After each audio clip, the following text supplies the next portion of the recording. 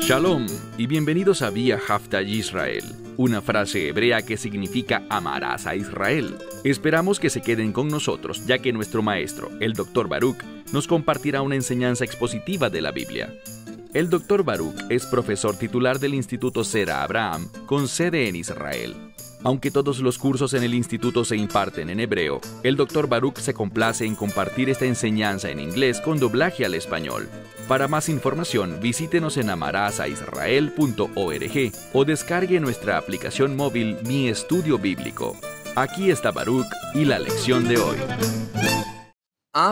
Obviamente, resulta bastante fácil responder a la pregunta, ¿cuál es tu nombre? Pero, más allá de eso, ¿cómo te identificarías? La gente quiere saber quién eres, no solo por nombre, sino con algún tipo de título, algo que te identifique como persona. Bueno, yo puedo decirte cuál debería ser nuestra meta, y esa meta es ser considerados siervos del Señor. Y el salmo que vamos a estudiar hoy y la próxima semana, el Salmo 18, es un salmo dirigido a aquellos que son siervos de Dios. Toma tu Biblia y ve conmigo al libro de los Salmos en el Salmo 18. Este salmo tiene una inscripción bastante larga. Es esa parte de la escritura que con frecuencia aparece sobre el primer verso. Como lo he dicho muchas veces en el estudio de los Salmos, es literalmente el primer verso en el texto hebreo. Así que comencemos. Salmo 18, verso 1 en hebreo. Primero dice Lanatseach, que significa al director principal, aquel que será responsable de guiar a otros a recitar esto, a cantarlo y usar este salmo en la adoración. En lo que dice, para un siervo del Señor de David. Este salmo está dirigido específicamente, fue escrito por David, pero se dirige a un siervo del Señor. Y lo que debemos ver aquí es que hay beneficios por servir a Dios. Obviamente beneficios en la era venidera, en el reino de Dios, pero también beneficios ahora, en esta era presente. Y David hablará sobre algunos de esos beneficios que él experimentó personalmente. Como él era un siervo de Dios, David enfrentó oposición, gran oposición. Sigamos leyendo este primer verso del texto hebreo. Es un salmo escrito por David para un siervo del Señor, y David escribió estas palabras. Él las dijo al Señor y dice lo siguiente. Quien escribió esta canción, o literalmente, quien habló al Señor las palabras de este cántico. Y me parece significativo que veamos que este salmo también es llamado un cántico. Una de las razones para eso es que tiene un carácter de adoración, alabanza, acción de gracias. Frecuentemente un cántico va acompañado de gozo. No todos, pero sí es muy frecuente. Este es un término de alabanza. Cantar al Señor. Eso es lo que David está haciendo. Además, los cánticos usualmente se hacen para ser compartidos, lo que significa que el autor de ellos, el intérprete del cántico, desea que otras personas lo escuchen. Hay un mensaje en cada cántico. Así que una vez más, al músico principal, a un siervo del Señor, de parte de David, quien habló al Señor, o sea, es confesional, quien habló al Señor las palabras de este cántico, el día, y esto es importante, el día en que el Señor lo libró o lo rescató. Primero que nada, al profundizar más y más en este salmo, veremos que Dios rescata a su pueblo.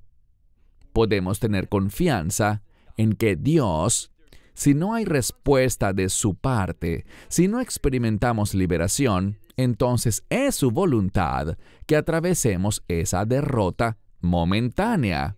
Por ejemplo, la cruz. La cruz para el Hijo de Dios, el Mesías Yeshua, ciertamente fue una derrota momentánea. Él murió. Pero, sin embargo, sabemos que por medio de esa muerte vino la victoria. La gente pregunta, y lo veremos en unas semanas, en el Salmo 22, cuando dice, Dios mío, ¿por qué me has desamparado o abandonado? Así se sintió Yeshua por un momento, mientras colgaba en aquel madero. Pero la liberación sí llegó. ¿Mediante qué? Mediante la resurrección. Así que podemos experimentar un revés momentáneo, una derrota. Puede que no experimentemos el obrar de Dios, pero es solo cuestión de tiempo. Y hay un gran día de victoria conocido en relación con la resurrección. Y como he dicho muchas veces, hay una conexión entre la resurrección y el reino de Dios. Finalmente, en este verso, vemos que Dios libró a David. Dice, de la mano de todos sus enemigos y de la mano de Shaul, o el rey Saúl. Es muy importante que entendamos que David escribió esto a la luz de los muchos años en los que estuvo huyendo, cuando escapaba de Saúl. Piensa esto un momento. Saúl era el rey, y durante gran parte del tiempo, los soldados, los ejércitos de Israel, estaban con Saúl bajo su autoridad. La gran mayoría era leal a Saúl. David era grandemente superado en número. Sí, en ocasiones había personas con él, soldados y otros individuos, pero eran solo unos pocos. David experimentó lo que significa tener un gran enemigo. Y podríamos decir enemigos en plural, persiguiéndolo. Pero esto es lo que me gusta. Vemos que al final, Saúl fue asesinado. Él perdió la vida, pero David llegó a ser rey. Y David nos está recordando ese hecho, que Dios es fiel, que Dios es capaz de librar. Y por lo tanto, Él es digno de nuestra alabanza y nuestra gratitud en medio de estas pruebas y dificultades, estos tiempos de temor y soledad. Bueno, pasemos al primer verso en tu Biblia, que es el verso 2 en el texto hebreo. Él dijo, y la mayoría de las Biblias, de hecho, revisé más de 20 traducciones en inglés, y todas traducen esto de la misma manera. Él dijo, este es David narrando, y así lo traducen. Te amaré, oh Señor, fortaleza mía. Yo te pediría que prestaras mucha atención a esta palabra que traducen como te amaré, que es una sola palabra en hebreo. Tenemos que traducirla como te amaré. 2 palabras en español, pero es una sola en hebreo. Y lo interesante es que no es la palabra para amar, ni gustar, ni nada relacionado. Si haces un buen estudio de esta palabra, encontrarás que es la palabra básica para mostrar misericordia. Allí hay un problema. Quiero decir, ¿está David diciéndole a Dios, ¿tendré misericordia de ti? Eso no tiene sentido, a menos que uno logre entender un poco acerca de la naturaleza de la misericordia. Esta no es la primera vez que hablamos de esto, pero la palabra misericordia está en plural, tiene un sentido de abundancia, rahamim. Y tenemos otro sustantivo derivado de esa palabra, pero en singular. No es el plural rahamim, sino el singular, rehem. Rehem significa útero, como el útero de una mujer donde reside el bebé. Y la naturaleza de esta palabra, útero o misericordia, tiene que ver con abnegación. El útero funciona en procura de brindarle lo mejor a ese bebé. Ese es su objetivo, proveer lo mejor. Es sensible a las necesidades del bebé y a su situación. La misericordia es cuando vemos a alguien y actuamos, no necesariamente según lo que merece, sino que somos, porque hay una relación entre misericordia y gracia, pero manifestamos gracia, misericordia, cuando perdonamos y hacemos lo mejor por esa persona. Y lo que David está diciendo aquí, si prestamos atención a lo que literalmente se nos está revelando, es que dice, no tendré misericordia de ti conforme nosotros definimos la misericordia, sino que David está diciendo que Él es sensible a Dios. Él está diciendo, oh Dios, yo quiero responder a ti, quiero hacer lo mejor según tu revelación, según lo que tú has dicho, lo que tú has mandado, lo que tú me has indicado. David no está tomando decisiones basado en su propio interés o su propia perspectiva, sino que toma decisiones con base en lo que es correcto a los ojos de Dios. Eso es lo que se nos comunica aquí. Y cuando hacemos eso, cuando somos receptivos, cuando nuestra vida responde a las instrucciones, a la voluntad, a lo que Dios desea, ¿qué podemos esperar? Bueno, noten cómo concluye esta palabra, este verso, donde dice, oh Señor, Jizquí, fortaleza mía. Aquí está el mensaje para nosotros. Cuando una persona, no importa quién sea, una vez ha entrado en una relación de pacto con Dios, y obviamente me refiero al nuevo pacto por el Evangelio, puedes tener la seguridad de algo. Cuando respondes a Dios conforme a sus instrucciones, a su voluntad, a su revelación, cuando actúas de esa manera, dejando a un lado tu propio entendimiento y tu punto de vista, haciendo lo correcto ante sus ojos, te convertirás en receptor del poder de Dios, de la fuerza de Dios. Él te fortalecerá. Eso es lo que David está diciendo. Y es su fortaleza la que permite que resistamos, perseveremos y, lo que más me gusta, que tengamos la victoria. Eso es lo que David está revelando. Verso 3. Tengan presente que estoy siguiendo la numeración del texto hebreo. Si estás siguiendo una Biblia en español, debes restar un dígito a cada verso. Dice, oh Señor, mi roca, mi fortaleza. Y luego usa una palabra para lugar de liberación o para alguien que libera. Es una palabra diferente. Viene de la misma raíz hebrea que significa un refugiado. Así que habla de alguien que es un refugio, un libertador, uno que actúa para rescatar a alguien más. Dice, mi Dios, mi roca, y es una palabra diferente para roca. Más arriba en este mismo verso, donde comienza con oh Señor, mi roca, se usa la palabra salim, pero aquí tenemos tsuri, mi roca, y dice, confiaré en él. Es decir, me ampararé, hallaré seguridad en él. Eso es lo que pasa cuando actuamos por fe, cuando confiamos en Dios y nos movemos en obediencia bajo su autoridad. Encontramos refugio.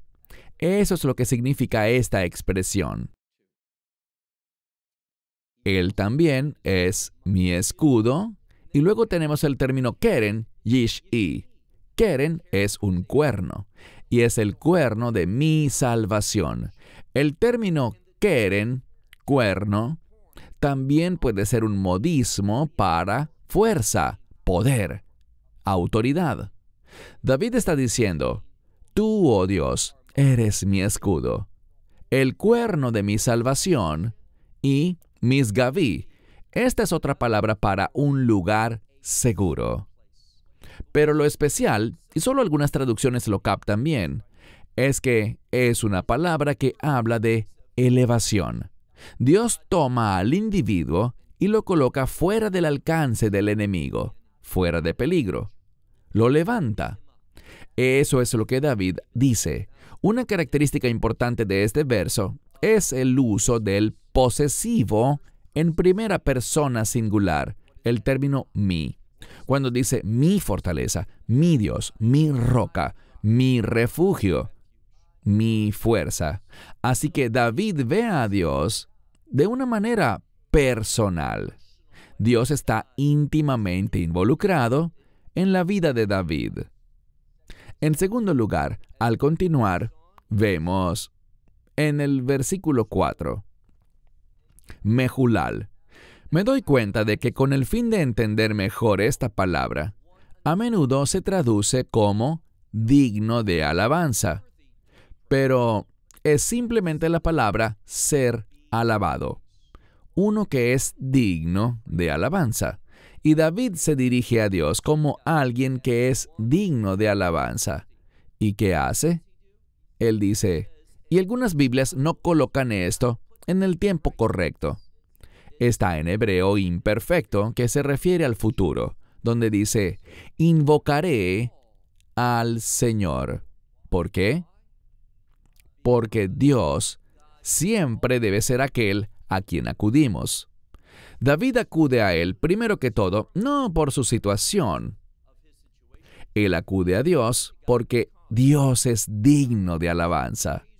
Aunque esta idea no está explícitamente escrita en el texto, cuando decimos digno de alabanza, eso es en esencia lo que se está expresando aquí. David dice, invocaré al Señor, este que es digno de alabanza. ¿Y por qué?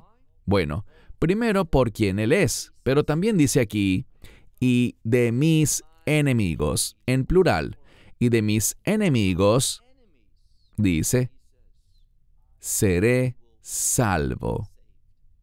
Encontramos aquí una tercera palabra distinta que habla de liberación, de ser rescatado, de ser uno por quien Dios actúa como redentor. Uno a quien Dios guarda y le da seguridad. David ahora se enfocará en la actividad de sus enemigos. Dice, me rodearon. ¿Qué lo rodeó? Estas cuerdas de muerte. Y esta palabra la veremos un par de veces en este salmo. Puede hablar de cuerdas, lazos, pero también puede referirse al dolor y al sufrimiento. Si miras de cerca, verás algo. Él habla de estar rodeado por las cuerdas de la muerte. Y luego, al ver el comentario hebreo para la siguiente palabra, ellos hablan de un gran número. Pero algunas traducciones en inglés, creo que la King James, habla de torrentes y es literalmente la palabra para ríos, pero muchos ríos en plural. Así que es como algo que fluye con gran fuerza en múltiples corrientes. ¿Y de qué se trata? Tenemos una palabra muy singular, la palabra blial. ¿Qué significa? Es una expresión que se refiere a ciertos individuos que son extremadamente malvados, personas totalmente impías que viven en iniquidad y que se deleitan en el sufrimiento de los demás. David está revelando aquí que estas personas, como un torrente de aguas, muchos de ellos, estos impíos, están llegando como una inundación y producen temor, es decir, causan miedo, y David tiene miedo. Ellos causan que él sienta temor. Literalmente dice en primera persona, ellos me asustan. Luego tenemos esa misma palabra que habla de los dolores o de las cuerdas de la muerte. Pero lo que vemos ahora es un sinónimo. En lugar de muerte dice Seol, el lugar de los muertos. Así que menciona estos dolores, estas cuerdas de la muerte, del Seol. Y luego otro sinónimo. En lugar de decir me rodearon, afafuni, tenemos la palabra sebabuni.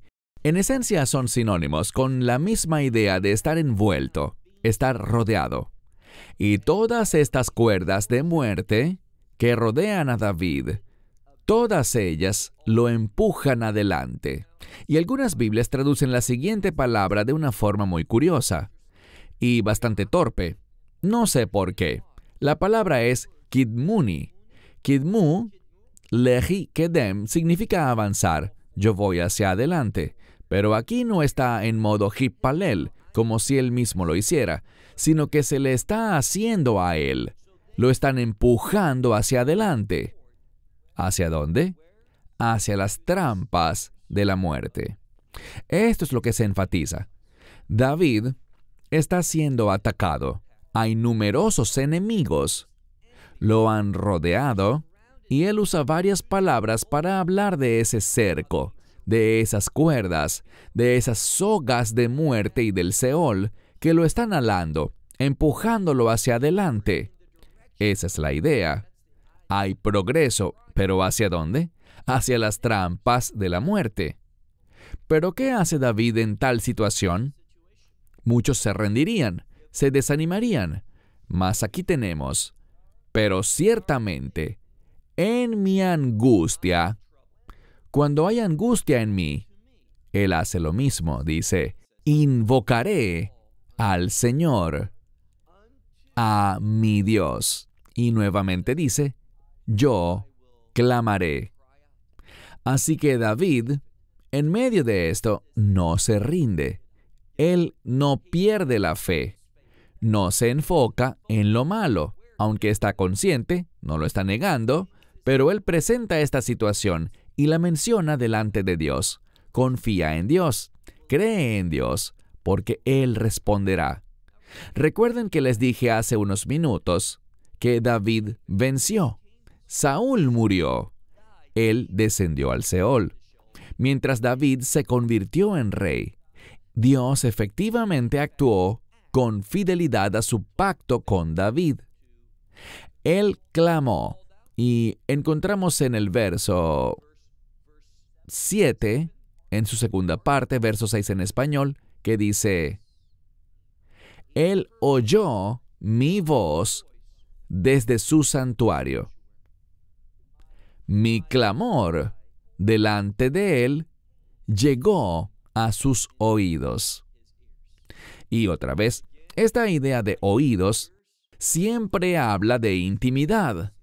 David está diciendo, es porque yo tenía esta relación de pacto con Dios, que puedo tener la seguridad de que Dios oirá. Él oirá desde su santuario mi súplica de ayuda. Mi ruego, en otras palabras, llegará delante de Él y entrará a sus oídos. Y nota el siguiente verso, que es el 8 en hebreo y el 7 en español. Allí hay una gran respuesta. Es cuando llegamos a este verso que vemos a Dios actuar poderosamente. Y quiero enfatizar que tenemos realmente un Dios poderoso, uno que es capaz de todo. ¿Qué dice la Escritura? Con Él, todas las cosas son posibles. Noten el lenguaje aquí. Leemos, la tierra temblará y hará ruido. David es un solo hombre, y Dios está moviendo la tierra, haciéndola temblar, y el estruendo de ese mover se deja oír. Así que dice, la tierra se mueve y hace ruido. Los cimientos, literalmente, de las montañas. Algunas Biblias dicen colinas, pero eso sería Givot. Aquí dice Harim. Los cimientos de las montañas también tiemblan, aunque se usa otro sinónimo para temblar. Y luego dice que por causa de su ira, todos se estremecen. Lo que me gusta de esto es que Dios está airado en favor de David. Vamos a ver que David en la siguiente parte de este salmo, dedicará varios versos a enfocarse en un tema, y no te lo pierdas, en la integridad de David, en su propia integridad espiritual. David quiere caminar en rectitud. ¿Cuándo fue la última vez que oraste, Dios, quiero caminar en rectitud? Quiero vivir en integridad. Quiero que todo lo que salga de mí refleje tus estándares de justicia. Así deberíamos comportarnos. De la misma forma, cuando clamamos a Dios con fe, podemos esperar que Dios responda. Cuando vivimos en integridad, haciendo lo que es correcto ante los ojos de Dios, siendo personas que ejecutan justicia en toda situación, eso atrae la obra poderosa de Dios a nuestras circunstancias. Y eso es lo que vemos en el verso 8. Dios está airado contra los enemigos de David. No solo la tierra tiembla y hace ruido, sino que mira el siguiente verso, que es el 9 en el texto hebreo, 8 en español. Humo sube de su nariz. Y a veces la palabra nariz puede significar su ira. Y también de su boca, fuego consumirá. Así que aquí tenemos humo subiendo de su nariz y fuego de su boca que consume. Y Dios, mira el siguiente verso, o mejor dicho, al final del verso 9, donde dice, Gehalim, carbones encendidos de él. La ira de Dios, su indignación, todo eso se representa aquí como fuego, un fuego consumidor. Cuando hay un incendio, sabemos que muchas veces la gente muere no tanto por el propio fuego, sino por el humo. Así que tenemos humo, tenemos el fuego mismo, tenemos carbones encendidos, y ahora miren el verso 10, o 9 en español. Tenemos la palabra vayet. Esta es una palabra que, al investigarla bien, anoté que la mejor manera de entenderla es como mover algo. Dios está moviendo algo. ¿Y qué está moviendo Dios? Él está moviendo los cielos. La acción de Dios produce un cambio celestial a favor de David. Y luego tenemos Vayered, que significa descendió. Así que los cielos se mueven, Él desciende. Y luego lo que tenemos es un sinónimo, pues en lugar de Ashan o humo, tenemos la palabra Arafel, que usualmente es niebla, pero no necesariamente una niebla matutina causada por el clima, sino un tipo diferente de niebla, y dice que está bajo sus pies. Siguiente verso. Dios cabalga sobre un querubín. Él vuela. Y luego tenemos un sinónimo para la palabra volar, que según los eruditos hebreos significa volar a gran velocidad. Y lo hace sobre las alas del viento. Verso 12. Aquí Dios está trayendo más información. Dice que Él pone tinieblas en su lugar secreto. A su alrededor está su morada, o su dosel, su toldo o pabellón, por así decirlo. Las aguas se oscurecen y las nubes de los cielos. Todo se está oscureciendo. Y vemos un énfasis aquí. Si miras este verso, que es el 12 en hebreo, 11 en español, tenemos la palabra Hoshech, oscuridad, y luego un cubrimiento que también produce oscuridad, una sombra, luego la oscuridad de las aguas y las nubes de los cielos. Todo se está volviendo oscuro, pero con un propósito. Verás, cuando las cosas se oscurecen, la luz se vuelve más visible. Y lo siguiente que vemos, mira el próximo verso, 13 en hebreo, 12 en español, dice mi nogá. Desde el nogá. Nogá es una palabra hebrea que significa una luz intensamente brillante y poderosa. Lo que vemos aquí es que Dios lo está oscureciendo todo y luego, de repente, hay una luz brillante, abundante, poderosa. Dice, desde una luz brillante delante de él, y las nubes pasan. Luego tenemos granizo y carbones de fuego. También el Señor hará tronar en los cielos, y el Altísimo hará oír su voz. Todo lo que está ocurriendo, si te fijas bien, es muy similar a lo que uno puede ver en un teatro justo antes del acto principal de la obra, la presentación, cuando sale la estrella. ¿Qué sucede?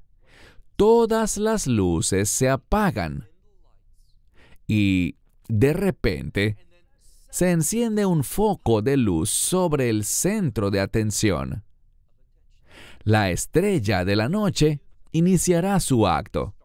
Está por iniciar su presentación. Aquí tenemos esa misma ilustración.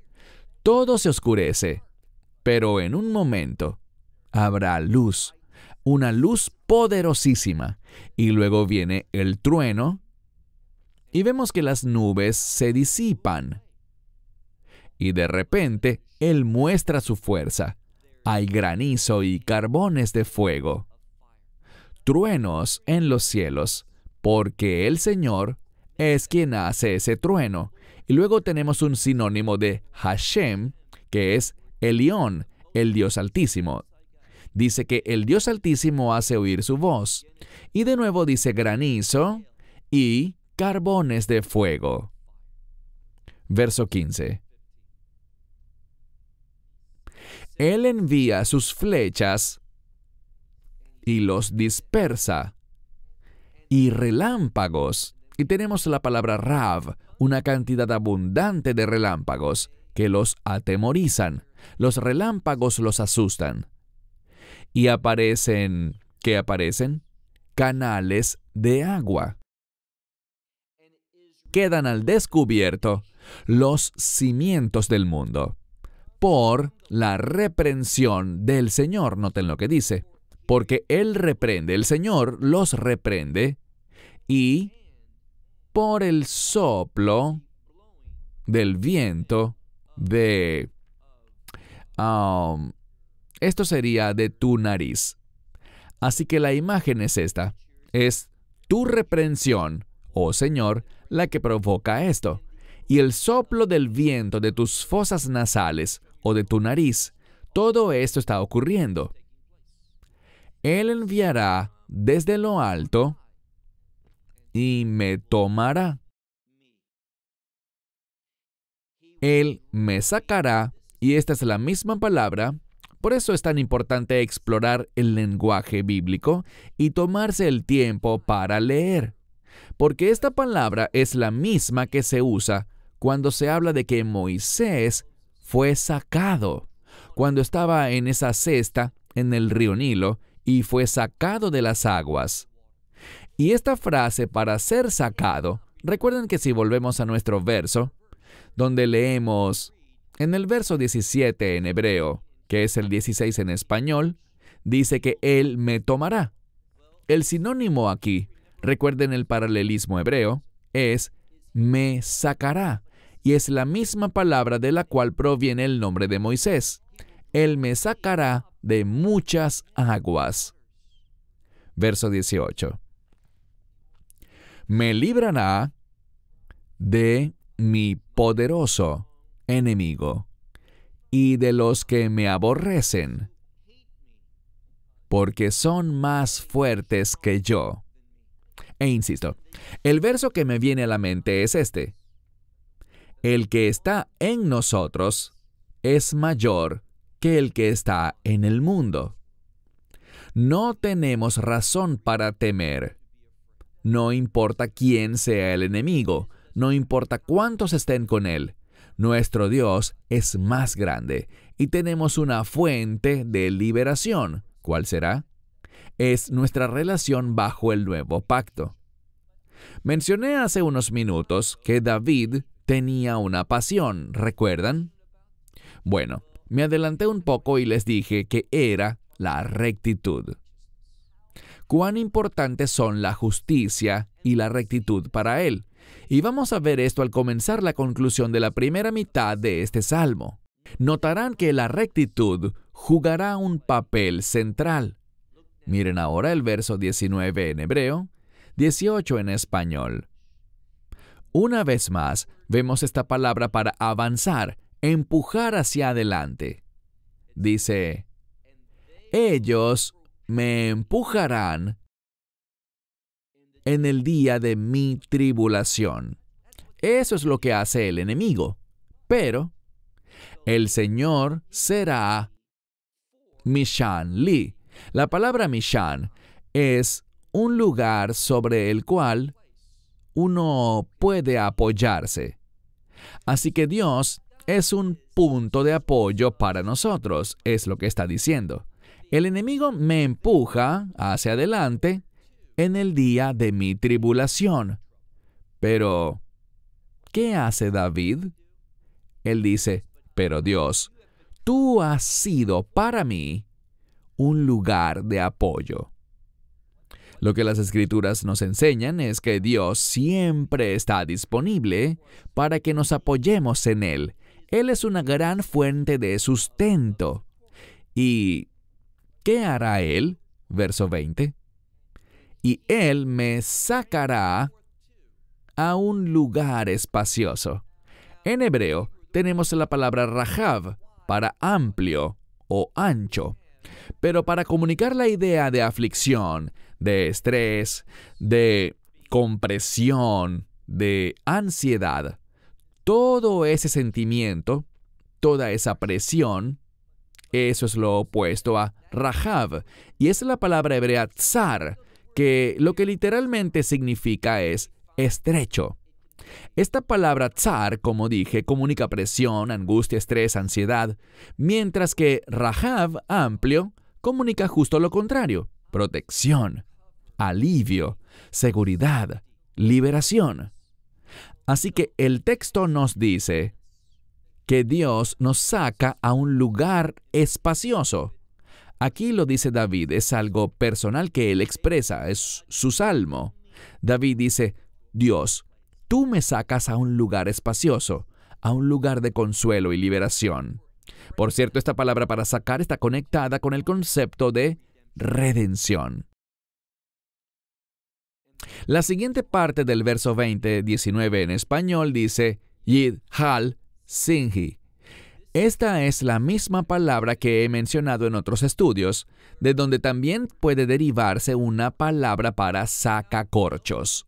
Sabemos que cuando ponemos un sacacorchos en una botella y sacamos el corcho, hay una liberación, hay presión allí. Ese corcho la contiene, pero cuando lo sacamos, muchas veces la bebida prorrumpe y se desborda por toda esa presión. Esto es lo que David está diciendo, que Dios es una fuente de liberación para él. ¿Y por qué lo libera Dios? Dice, porque Él se ha complacido en mí. De todos los versos que hemos estudiado hasta ahora, yo tomaría un marcador, un bolígrafo, y subrayaría, resaltaría esas 3 palabras hebreas que traducidas al español dirían esto, porque Él se ha complacido en mí. Esta palabra hebrea, hafetz, podría compararse con un término algo más débil que es ratzón, y que significa querer. Hafetz también significa querer, pero de una manera más intensa. Piensa en esto. David está diciendo, Dios, tú te deleitas en mí. ¿Podrías tú decir lo mismo? En oración decirle, Dios, te tengo confianza, seguridad de que tú te deleitas en mí. Probablemente no puedas. Entonces la pregunta que debemos hacernos todos, porque yo tampoco puedo, es, ¿qué provocará un cambio en mí que haga que Dios se deleite en mí? En eso nos enfocaremos en esta parte final del estudio.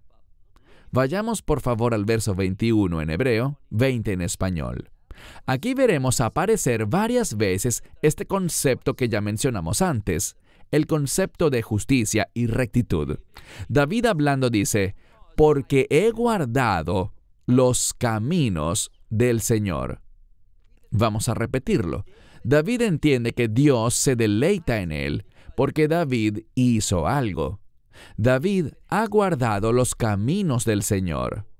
Y dice, y no, y es un verbo que indica impiedad.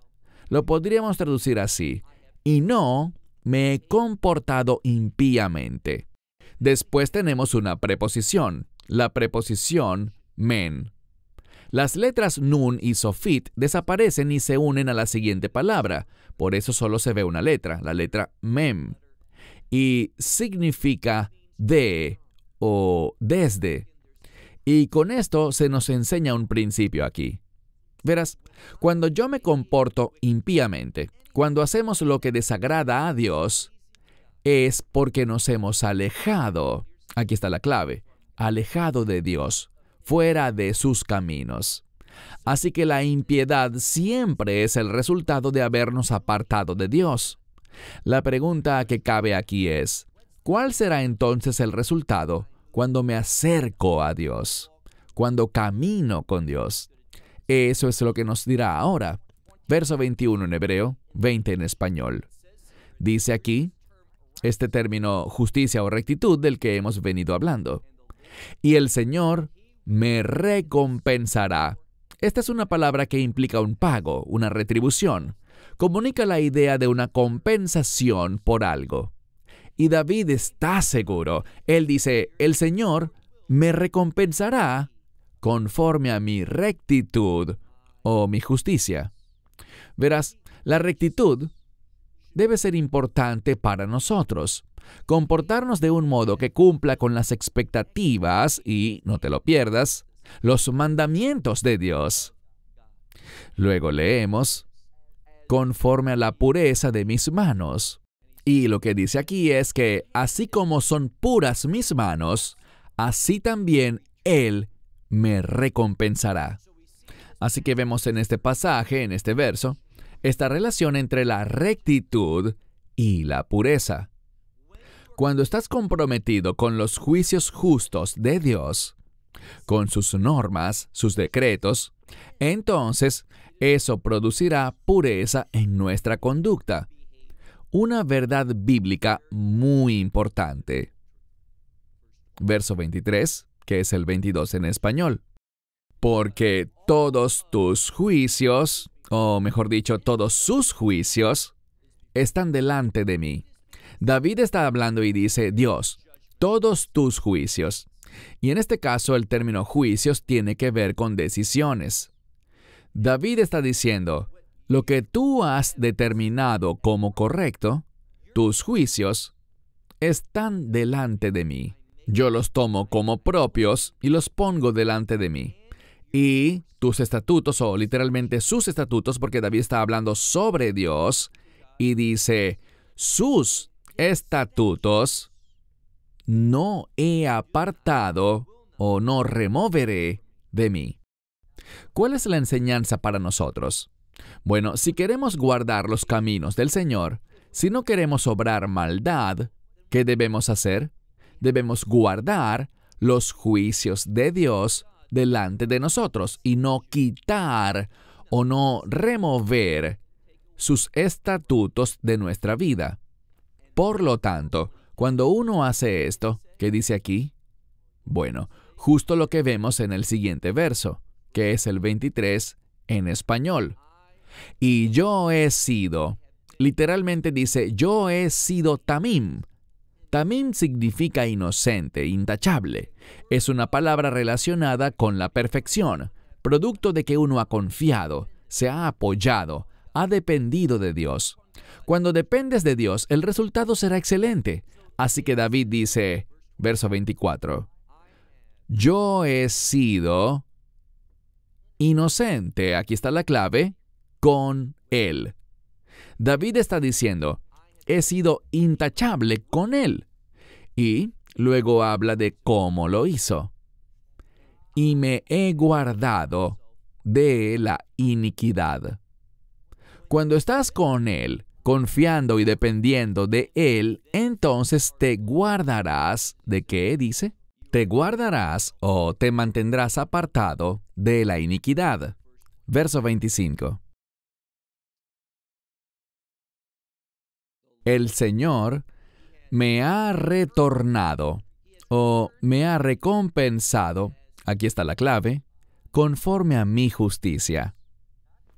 He hablado mucho de esto, pero finalmente llegamos al texto donde David afirma que está viviendo en rectitud y justicia. David está comportándose, confiando, dependiendo de Dios para cumplir con los estatutos de Dios, sus caminos y sus decretos, y de esa manera manifestar esa rectitud. Por tanto, este beneficio de la liberación le está llegando. ¿Por qué? Porque el Señor me está recompensando conforme a mi justicia. Luego agrega, y conforme a la pureza de mis manos. Entendamos que las manos están relacionadas con nuestras acciones. Lo que te viniere a la mano para hacer, hazlo, dice Eclesiastés. Así que está hablando aquí, para ir concluyendo, lo siguiente. Conforme a la pureza de mis manos, que están delante de sus ojos. Para David no hay nada escondido. David está orando esto con confianza porque él sabe que ha andado en los caminos de Dios, que no se ha comportado impíamente, que ha puesto los juicios de Dios, las decisiones de Dios, los caminos de Dios, sus estatutos delante de sí, para no apartarse de lo que Dios ha dicho que es correcto. Y al hacer esto, David sabe que esto provocará el deseo de Dios por él. Y ese deseo por David traerá liberación. La obra de Dios en la vida de David será, no te lo pierdas, conforme a la rectitud de David. Y por eso es tan importante que tú y yo nos esforcemos por vivir en justicia y rectitud. Quiero decir una cosa más antes de concluir, y es lo siguiente. La gracia de Dios no solo hace que Dios nos impute su justicia, lo cual es un gran beneficio que nos da seguridad, de lo cual hemos hablado en otras enseñanzas. Mi iniquidad fue colocada sobre el Mesías, y su justicia me fue imputada, fue dada a mí. Esa es una justicia declarada que nos permite entrar al reino de Dios. Pero no se trata solo de esa justicia declarada por la gracia de Dios, sino que esa gracia de Dios obra en nuestra vida para producir un comportamiento recto. De eso es de lo que David está hablando aquí. Pero si no estamos comprometidos en vivir rectamente, en hacer lo que es justo y apropiado ante los ojos de Dios, entonces la gracia no está operando en nuestra vida. Y si la gracia no está operando en nuestra vida, entonces quizás la razón de eso sea que nunca hemos recibido la gracia bíblica. La verdadera gracia bíblica nos declara justos por la misericordia de Dios a través de la sangre del Mesías, pero esa misma gracia tiene un propósito adicional: producir la justicia de Dios mediante nuestra conducta. Continuaremos con la segunda mitad del Salmo 18 la próxima semana. Estamos estudiando este maravilloso salmo de acción de gracias a nuestro Dios, quien es verdaderamente nuestro libertador. Shalom desde Israel. Shalom from Israel. Esperamos que te hayas edificado con el mensaje de hoy y lo compartas con otros. Te invitamos a seguir nuestros estudios cada semana por este canal y por el portal de YouTube de Amarás a Israel.